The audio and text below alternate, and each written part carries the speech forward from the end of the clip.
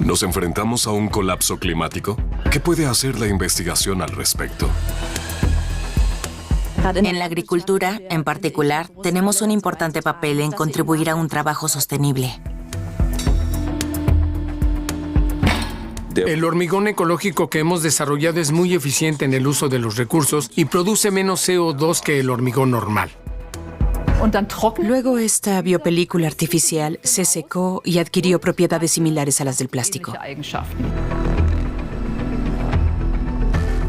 Sin fotosíntesis no hay alimento. Sin alimento no hay vida. Y eso sería muy triste para el mundo. Investigación para la protección del clima. Acompañamos a científicos que trabajan en soluciones ingeniosas y sorprendentes.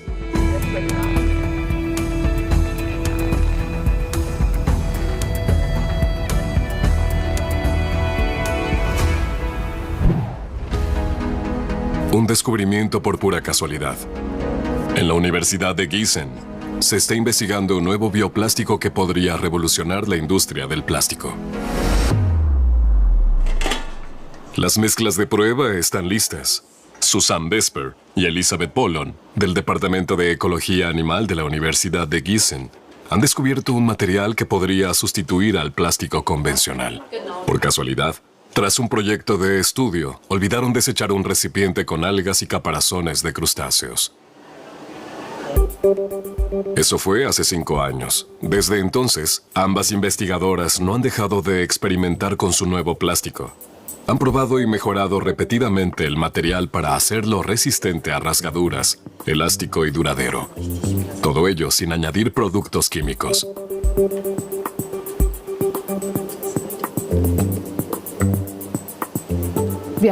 Tenemos materiales muy resistentes que son realmente robustos y no se rompen. También hemos conseguido producir materiales que no se enmohecen. Ese era un gran problema. Experimentamos mucho con este hecho. Creo que nos habrá llevado entre 1 año y año y medio.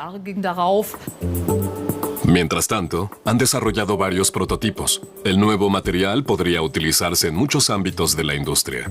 Por ejemplo, como sustituto de la silicona. Con ella se recubren papel de horno, placas de circuitos y jeringuillas médicas. Las investigadoras ya establecieron los primeros contactos con empresas. Si miramos a nuestro alrededor, el plástico es omnipresente. Como en accesorios de interior, en la industria del automóvil están muy interesados. O en el papel de pared, revestimientos de suelos, material de base para placas de circuitos. Tenemos alternativas al plástico y al caucho, son campos muy amplios. El plástico no solo contamina nuestro medio ambiente. Para producir 1 tonelada de polietileno se utilizan 2 toneladas de petróleo crudo. Esto produce 2 toneladas de CO2. En otras palabras, con unos 400 millones de toneladas de plástico en todo el mundo, se emiten al aire 800 millones de toneladas de dióxido de carbono. Y hay otro problema. En Alemania solo se recicla 1/3 de los residuos plásticos. El resto se incinera o se envía a vertederos. Aún queda mucho por mejorar. Visita a una planta de compostaje. Cada año se transforman en composta unas 40.000 toneladas de residuos orgánicos. Elisabeth Pollon tiene una cita con el jefe del Departamento de Medio Ambiente. El problema... Se trata de bolsas de bioplástico que se pueden comprar en las tiendas y que supuestamente se descomponen, pero no lo hacen. Las bolsas orgánicas de las tiendas tienen que desecharse por completo porque se descomponen con demasiada lentitud. El material de las investigadoras podría ser la solución. Bolsas de basura que se puedan compostar rápida y fácilmente.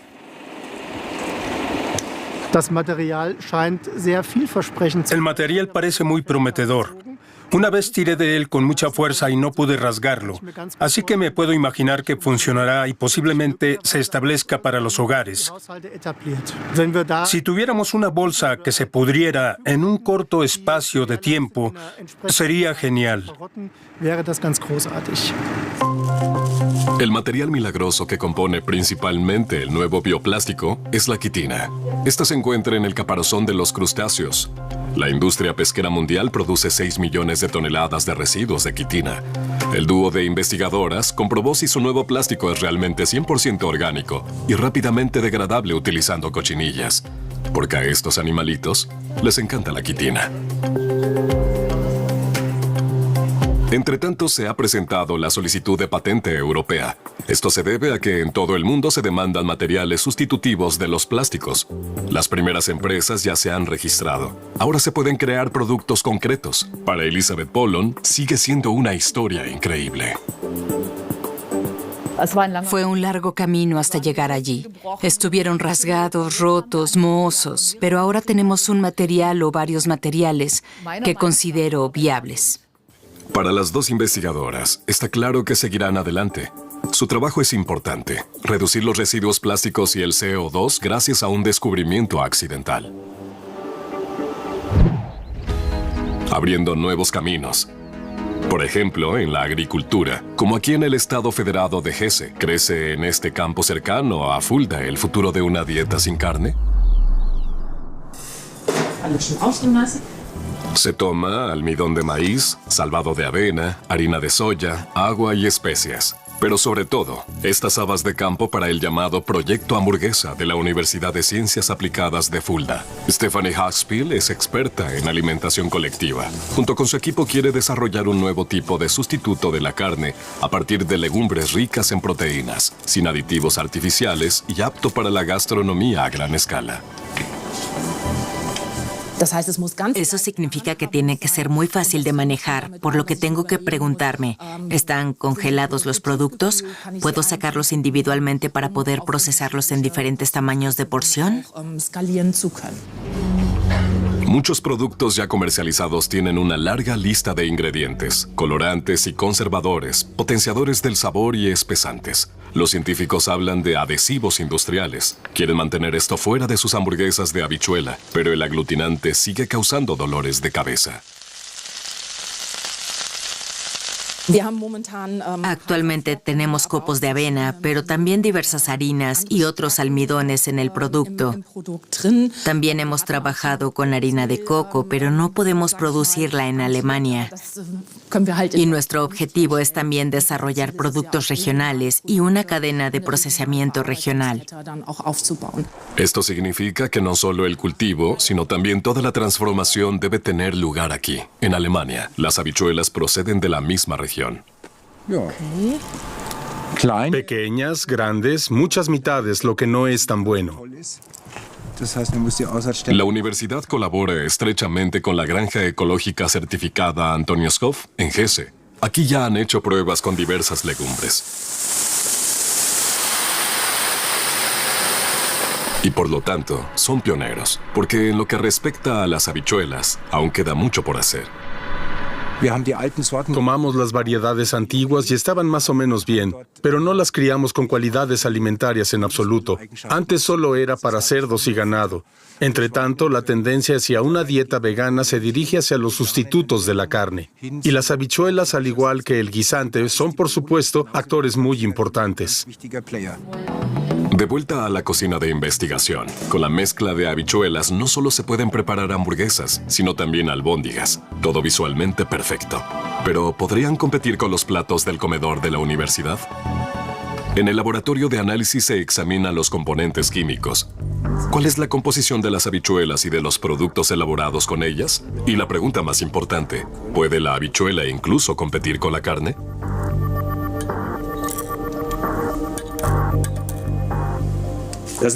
Es una buena pregunta. Las habichuelas tienen un alto contenido en proteínas, por lo que se acercan mucho a la carne como fuente de proteínas. La cuestión es, ¿qué más contienen? Veamos qué beneficios adicionales tienen las habichuelas, qué ingredientes nutricionales y fisiológicamente importantes como vitaminas y oligoelementos contienen. Para ello, determinan cómo afecta el proceso de fabricación a los componentes individuales de las hamburguesas de habichuelas, hasta el átomo más pequeño. Esto les permite comparar directamente las habichuelas y la carne. El objetivo, un sustituto sano de la carne que además proteja el medio ambiente. Pues 1 kilo de carne de vacuno produce por sí solo 30,5 kilos de gases de efecto invernadero, mientras que 1 kilo de sustitutos cárnicos de origen vegetal solo produce 2,8 kilos. Creemos que una dieta basada en plantas puede contribuir muy bien a reducir, por un lado, las emisiones de CO2 y por otro, ahorrar el elevado consumo de agua, que en última instancia necesitan los animales. Se trata de transformar el sistema alimentario hacia un concepto quizá mejor o más neutro para el clima.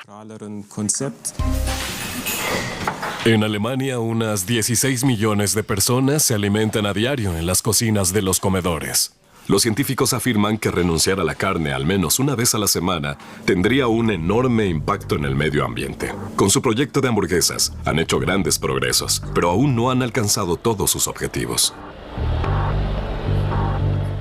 Tenemos el gran reto de querer mantener los aglutinantes lo más libres de alérgenos posible. Por el momento, el producto aún contiene gluten y nuestro objetivo es elaborar un producto sabroso y atractivo a partir de productos ecológicos que sea vegano.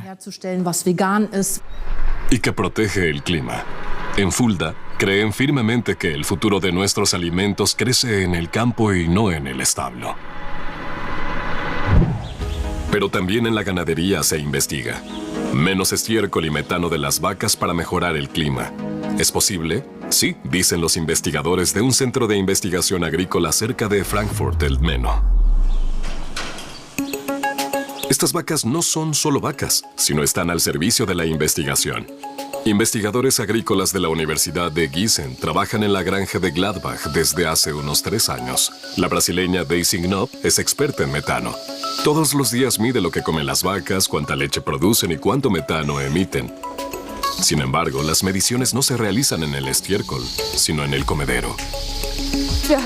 Hemos instalado una manguera aquí para este propósito y tenemos un dispositivo que lo recoge, pues entre el 80 al 90% de las emisiones de metano de las vacas provienen del rumen, del proceso de rumia. Por eso instalamos este dispositivo aquí junto al comedero.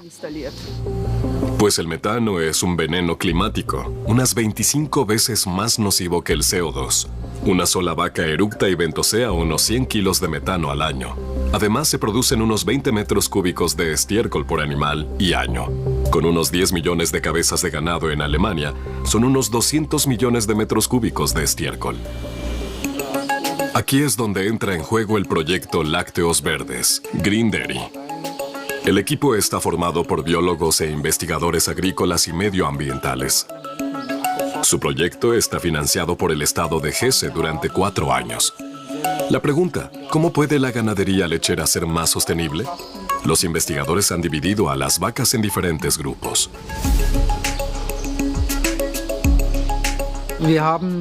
Aquí tenemos 2 hatos separados que se alimentan y gestionan de forma diferente. También recogemos el estiércol y el producto final, la leche, en tanques separados, especialmente asignados para ver al final un efecto de sistema. ¿Cómo afecta en última instancia la alimentación con altos insumos al suelo?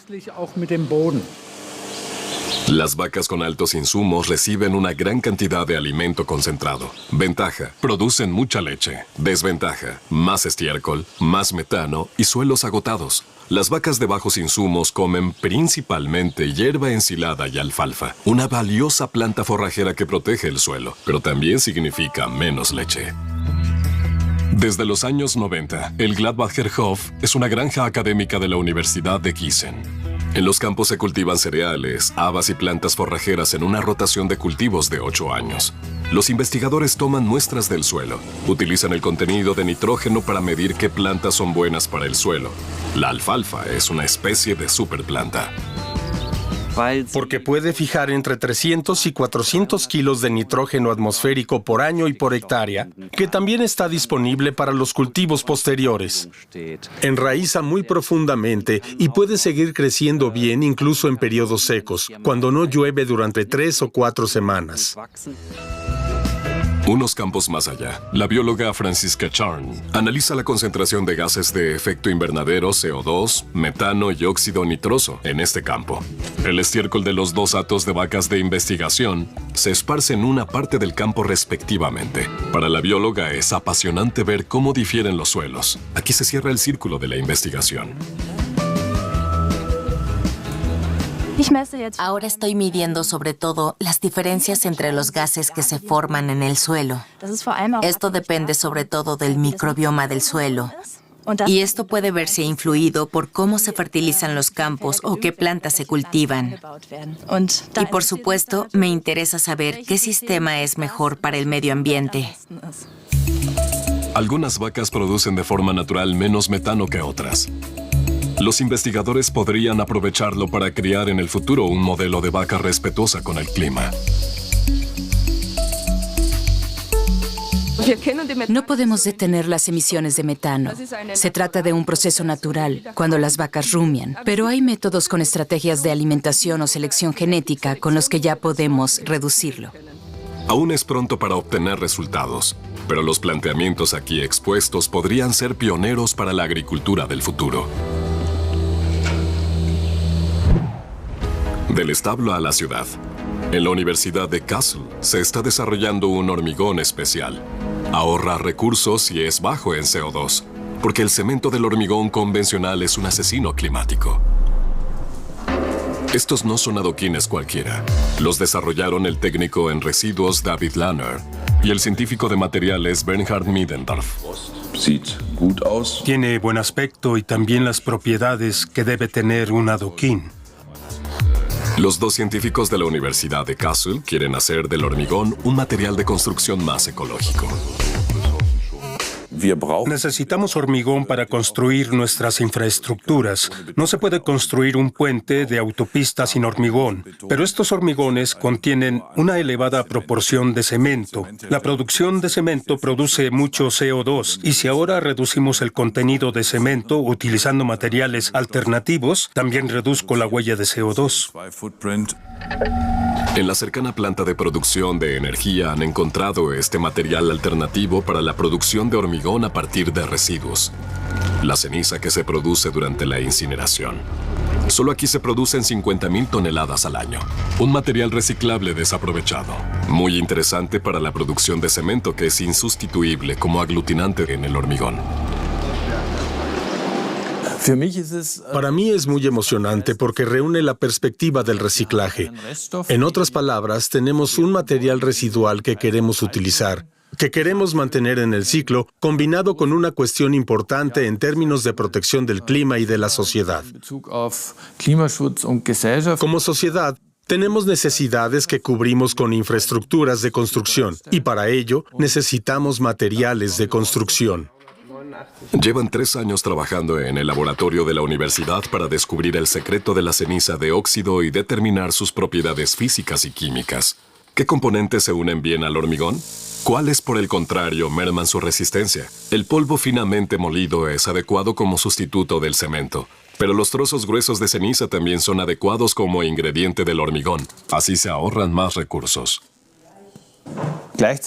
Al mismo tiempo, queríamos la fracción más gruesa como sustituto de los áridos y así proteger los depósitos de arena y grava. Según el equipo de investigación, el cemento es el material que más se produce en el planeta. Cada año se hornean en el mundo unas 4.000 millones de toneladas, con un elevado consumo de energía.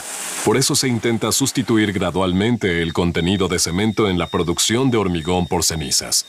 Así se ahorra una enorme cantidad de energía.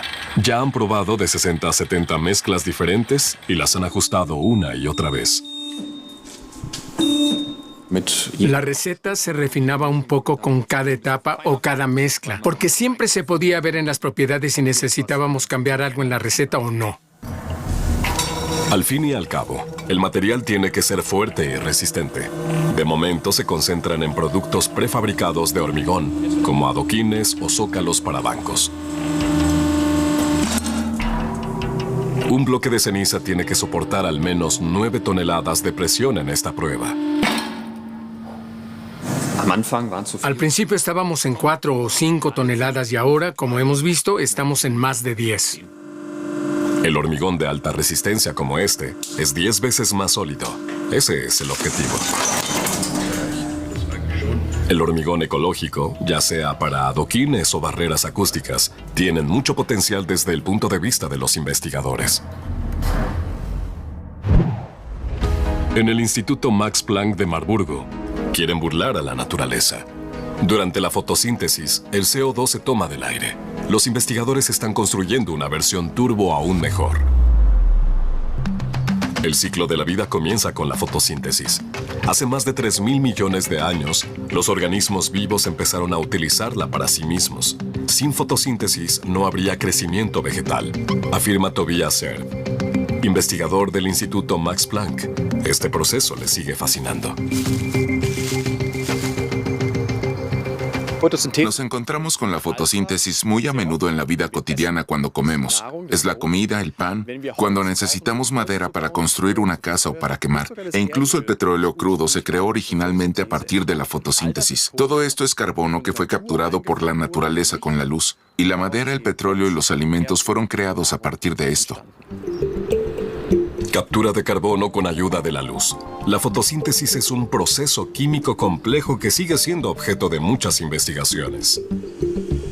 La planta utiliza la luz solar para convertir el agua en oxígeno. Esto libera energía química, lo que permite a la planta obtener carbono del aire en forma de CO2. Ahora puede convertir el CO2 en glucosa a través del llamado ciclo de Calvin. Y la glucosa es carbono que los organismos vivos pueden utilizar directamente como componente biológico y fuente de energía. Así que si queremos vivir, si queremos crecer, si queremos movernos, tenemos que consumir energía en forma de carbono. Y para lo que también necesito carbono es para la vida cotidiana. Por ejemplo, cuando llevas una chaqueta con tejidos modernos, cuando sostienes un teléfono móvil en la mano, el plástico también está hecho de carbono. Así que todo lo que necesitamos en la vida cotidiana y que necesitamos biológicamente como humanos está basado en el carbono. Y para eso necesito la fijación del carbono.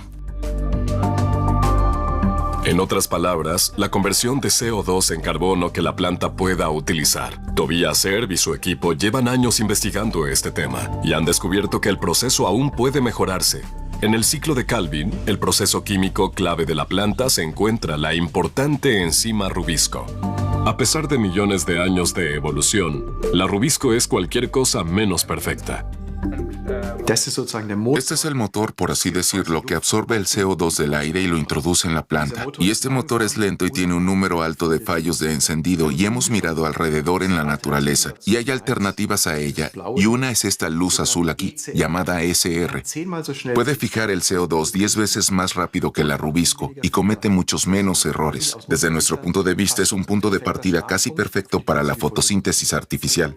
Sin embargo, la enzima no puede sustituirse así nada más. Esto se debe a que la SR procede originalmente de bacterias que no tienen nada que ver con las plantas. Es como en la vida real. Si sustituyo una pieza, la nueva no tiene por qué encajar necesariamente en la nueva máquina. Un ejemplo podría ser, tienes un motor diésel y ahora quieres instalar un principio completamente nuevo, un sistema de propulsión eléctrico. Eso no encaja en el motor diésel, así que tengo que buscar un diseño completamente diferente y construir una máquina completamente nueva en torno a este nuevo componente. Y ese es el reto. La nueva máquina química es el nuevo motor de la fotosíntesis, por así decirlo. Para ello se necesitan módulos adecuados, enzimas que se encuentran en todas partes de la naturaleza. En otras palabras, buscamos enzimas en la naturaleza que lleven a cabo reacciones muy similares a las que necesitamos para nuestra vía metabólica. Pero a veces hay que ser un poco más creativo. Y entonces sí, hay que buscar en todos los ámbitos de la vida. Organismos marinos, órganos humanos, bacterias. Como detectives, los investigadores han buscado por toda la naturaleza y han encontrado la mezcla adecuada. Ahora han desarrollado un proceso de fotosíntesis capaz de captar CO2 10 veces más eficazmente que una planta. Las posibilidades son casi ilimitadas. Por ejemplo, podría decir que sí, que quizá podríamos diseñar nuevas plantas en el futuro que capturen mejor el CO2. Pero también podría pensar en hacerlo todo en un reactor. Tenemos puntos en los que se libera mucho CO2, en fábricas, en otros procesos de nuestra vida. Podría intentar incorporar el CO2 a través de bacterias, a través de grandes tanques donde el CO2 se captura biotecnológicamente y entonces puedo utilizar este gas residual para producir un producto interesante para la vida cotidiana. Por ahora todo sigue ocurriendo en el laboratorio. Los investigadores de Marburgo han tardado muchos años en copiar y mejorar la fotosíntesis, un proceso que tiene miles de millones de años. Aún queda mucho camino por recorrer antes de que pueda utilizarse a escala industrial. Pero han puesto una primera piedra importante: filtrar más eficazmente el CO2 de la atmósfera y garantizar así un clima mejor protegido.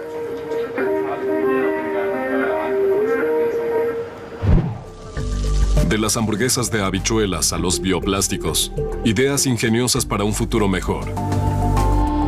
Esto es lo que varios equipos de investigación han convertido en su objetivo.